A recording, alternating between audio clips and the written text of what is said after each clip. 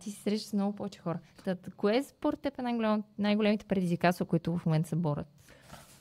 Има го това. Значи, понякога много хора, когато започнат първа работа в някоя компания и са там известно време, след време си казват, нали, още в началото си минават обучения, познават дизайн процеса, познават всички етапи и така. И когато ти минеш един такъв курс и знаеш как стават нещата, когато отидеш и се сблъскаш с бизнеса, всъщност това е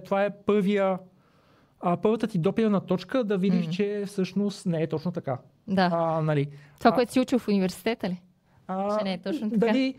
Дали университет, дали курс, дали по работилници, където си ходил, дали по някакви семинари, презентации, където някой от една компания казва, ние тук така ги правим нещата.